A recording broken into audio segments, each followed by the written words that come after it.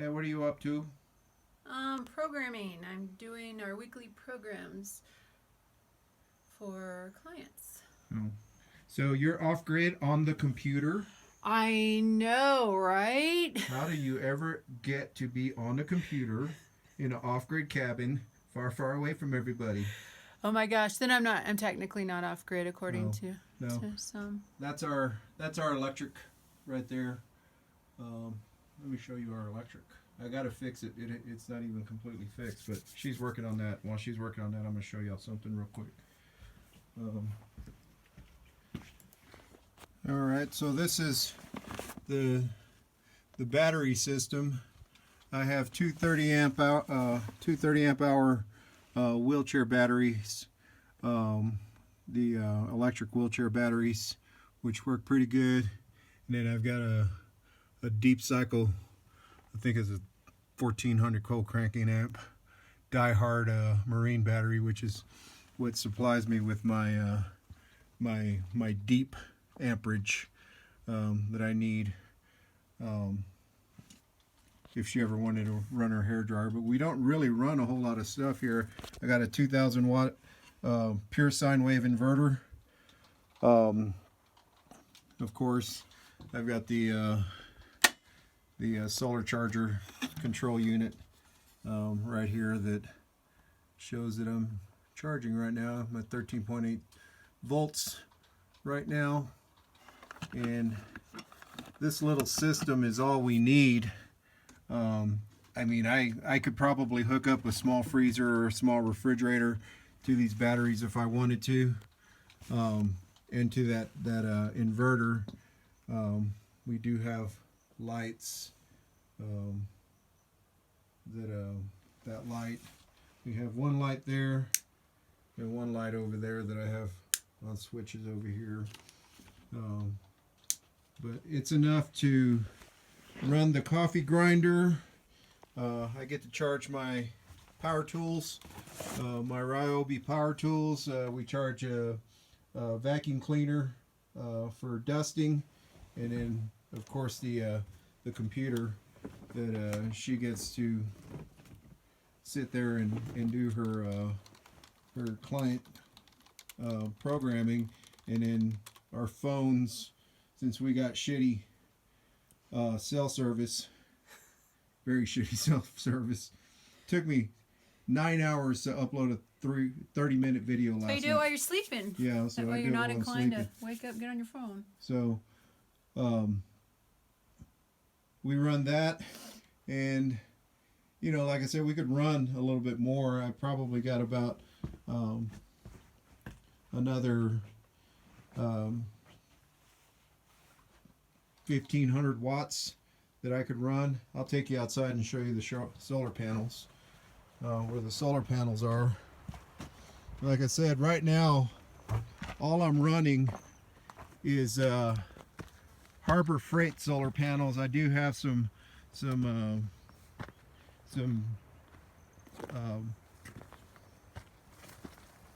watt panels in the storage unit, but I've got 100 watts here and 45 watts here, but I'm only running 145 watts of solar panels right now, and I have not had to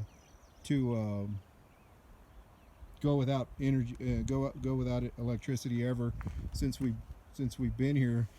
I do have 400 more watts of polycrystalline panels. These Harbor Freight panels are amorphous panels, which means they produce a charge in the lowest of sunlight conditions.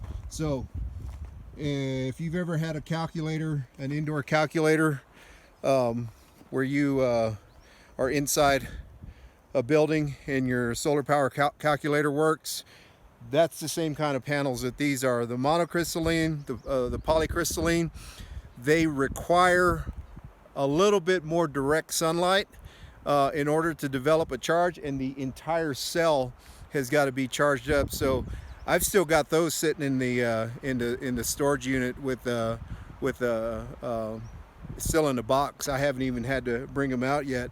But if we decide to do a freezer or do some kind of refrigeration, I mean, we're up here at 8,900 feet, almost 9,000 feet.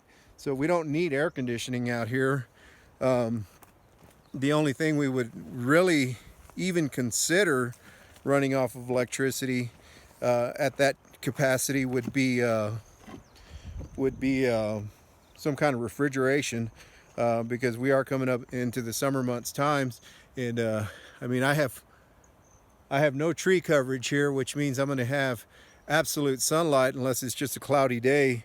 But right now, my total cost on solar panel, and I'm telling you, I can run a small refrigerator, I can run a computer, I could probably run a TV, and perhaps a satellite system if I wanted to go that route, with no problem, with just 145 watts of solar panel system right now, with the battery set up and the inverter system that I have right now.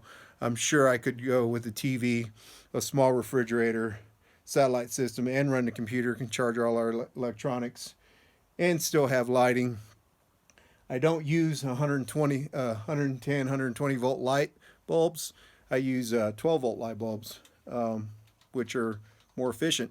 You don't have to have the inverter on to have light. So total cost on this amount of solar power, which is 145 watts with a monster inverter on it. I mean, I got 2,000 watts of inverter power, and I would figure I'd have to do the math on the amperage for the batteries, but like I said, total cost $69 a battery.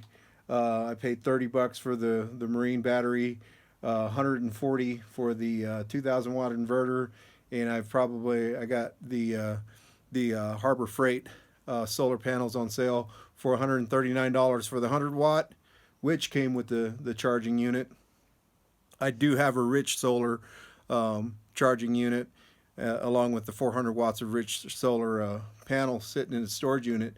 But so you've got, under $500 for way under $500 for a system that just, I mean, does everything we need. So I see people with $15,000-$20,000 solar panel systems, and yeah, they're running dishwashers and refrigerators and air conditioning systems and well pumps and stuff like that. But that's their need. That's the power need that they have set up for themselves.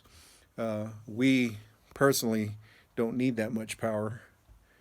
But like I said, if we were to add anything, it would just be a small refrigerator, freezer combo, so that we can just store more refrigeratables. What do you call them? Perishables? Yeah. Perishables. Things like yogurt, milk. I mean, even we use cheese. We use raw milk out here. And so it's cold enough in here. It's warmer outside than it is actually in the cabin. So there's probably a 10-degree difference within. It's colder. So the rocks of the cabin hold the cold. So we can put things down underneath and they don't go bad. They don't like sour in a day or anything. But, they don't hold that cold consistency. When I get a yogurt, I want my yogurt, I don't want it super runny. And I like it firm. And so if it's in here on the floor for a couple of days in the cold space, it's not like that. So I think a refrigerator that's a perishable would be a good idea. Yeah. So, everybody's going to have different needs for a solar panel system, wattage draw, amperage needs. Me, I am a electronics technician. I worked on electronics for 30 years, so I understand the amperage draws and all that stuff. So I'm not completely an idiot about it. I knew what I needed when I came out here. Oh yeah, we had to we had to bring the printer in the other day. We have our printer up here, so I can run our printer if I wanted to. But no two off-grid situations are going to be the same when it comes to power consumption or power needs. I mean, like she said, it's cold enough here in the cabin to where if we put something close to the ground on the north side of the cabin where the sun doesn't hit, we get plenty of refrigeration there.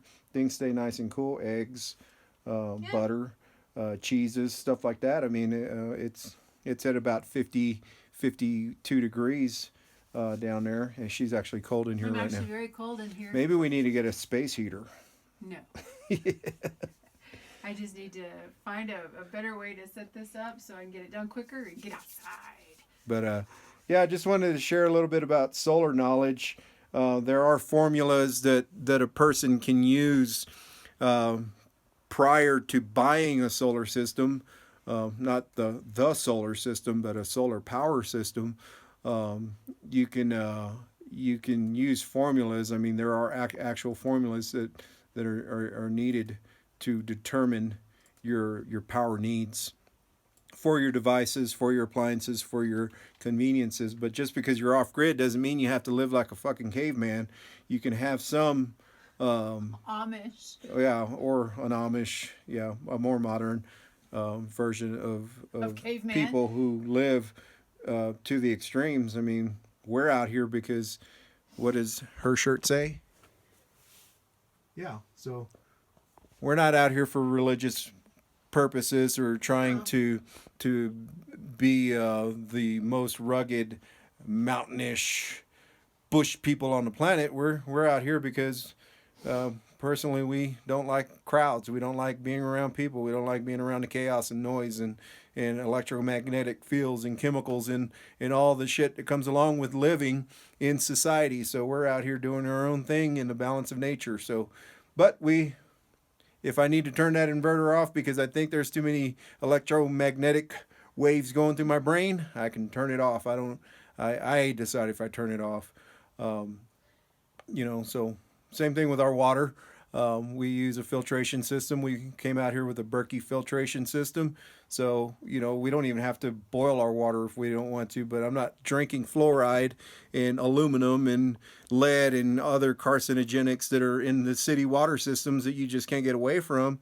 So we're out here just not because we're trying to be, what is this thing called? That's called orgone, and we use that to neutralize EMFs. So when you have orgone, which is basically copper, there's some crystals in there and different things in a resin. You can buy them in triangles or pyramids. You can buy them, but we use these to. This one right here is good for a city block. About a quarter mile is what. So quarter-mile radius. So it helps with computers and stuff like that. EMFs. Yep, EMFs. Electromagnetic fields. Orgone. That people aren't even aware of. That they're saturated in. Your brain is saturated in it. Your brain is saturated in fluoride. Your brain is saturated in lead. Your brain is saturated in chlorine and all the other garbage that You're dead. Yeah, so you're like a walking embalmed, decaying carcass that has some electrical impulses going through it at this point right now that technically are all being programmed into you with all the nonsense on TV, and that's why we don't have a TV. I don't want a TV. I don't need a chicken TV. TV. Yeah, the chickens are our TV. That's our TV. Someone said that the other day. Chicken TV. Yeah, that's our TV. Chicken TV. Watching the chickens peck at worms and like 2 hours, literally. We don't move. Yeah. So. Anyway, just wanted to share a couple of things with you. I'll show you that Berkey filter. The Berkey filter. I bought it when we lived in the city where we had a city water, so we were just taking the city water and dumping it in there. But this is a cheaper version. It's called the Berkey Light. It's actually has more capacity than the big Berkey, which the big Berkey is stainless steel. All this is going to be stainless steel. Of course, this is all BPA free plastic. but I have the two big Berkey filters on there, and then I still have the fluoride filters on there because I don't want fluoride in my system. There's no purpose to have fluoride in my system. But other than that, we did all the research before we came out here. We did all the collection of everything that we were going to need prior to coming out here, and we kind of just set up in the cabin. The cabin did not have electricity or any kind of electric production. Yeah, this is what we used when we first got here, was the kerosene lamps. We have that one, and there's another one floating around here somewhere that Nikki broke the glass on. Did I break it? Or did you break it? Who broke it? Who broke it? Whatever. She broke it. And so it's broken. So anyway, like I said, like, subscribe, whatever. Hit the, what do they say? What do other YouTubers say? Hit the bell. Hit the bell. Yeah. And hit the like button, because hit the bell to receive notifications. When we it generates an algorithm with YouTube and the AI that is in control of all our brains right now, that is manipulating the stock markets and the coronavirus and all that other shit right now. So stimulate the AI by hitting the bell button and the like button, so you can see more of our bullshit that we put out there. So I would say we're not your typical off-gridders. We're more along the lines of free thinkers and free spirits. Just real people. Real people doing real things. Real things, real people, real life, real food. Not a whole lot of fluff here. Real conversation. Real conversation. We don't do happy dances after we finish a project. Authentic is probably a good word I like to say. So if you wanna like and follow someone authentic, we're here. Here, let's do this. Let's do a fake high five. Oh my God. Follow the elbow and you follow the elbow, yeah. High five. So we don't do that stupid bullshit that no. other YouTubers find that is entertaining and what it is. Happy dances. Everyone's on their own journey. Yeah, everybody's on their own journey. We're just on a way further out journey than most people. So, and we don't mind it. We don't care. Not at all. We're not about growing a channel. We're not about becoming monetized or anything like that. No. We're out here doing what we want to do, the way we want to do it, with who we want to do it with. Yeah, and we want you to see what we're doing, not how we're doing it, if that makes sense. Yeah, Bob Vila has a great channel on PBS on how to do shit. Yeah, you can Google how-tos. That's how we have developed skills, yes? How to do this, how to make butter. I made butter. How to make yogurt. I made yogurt with raw milk. How to.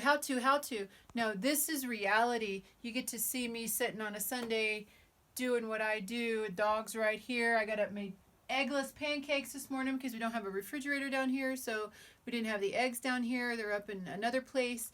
So we got eggless pancakes. We have duck eggs. We have duck eggs. 2 dozen duck eggs this So week. the one thing that I did discover last night in meditation, and while I was thinking about just random shit, is How to kill mice? No, not just how to kill mice, but you can Google anything, but you cannot come up with the results for common sense. So if you don't have common sense, you're going to have a hell of a time on this planet.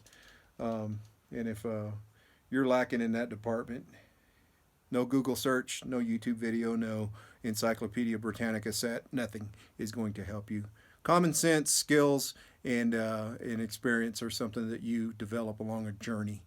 And nobody is going to be able to Google that journey for you. You're going to have to do it for yourself, and you're going to have to endure it for yourself. Whether or not it's successful or an absolute failure, what happens to you happens for you. And if you don't know that by now, that's why you're struggling. So we're going to go ahead and shut this rant off. Yeah, this rant. It's not a rant. It's not a rant. it's kind of just It's just a collection of what we've been dealing with. I guess every week out here has had a theme, kind of. And this week's theme for me and Albert kind of carried on with it, and I've carried on with it a little bit more, is, you know, authenticity. That's our word for us, is authentic. So you get what you get with us. You don't get fake or rehearsed, or and you don't get everything that we experience out here. You don't get all of us, because there's a lot of us that's you don't deserve to get. yeah. But you get what we want you to have, that's authentic. You get the real. You don't get the good stuff only. So yeah,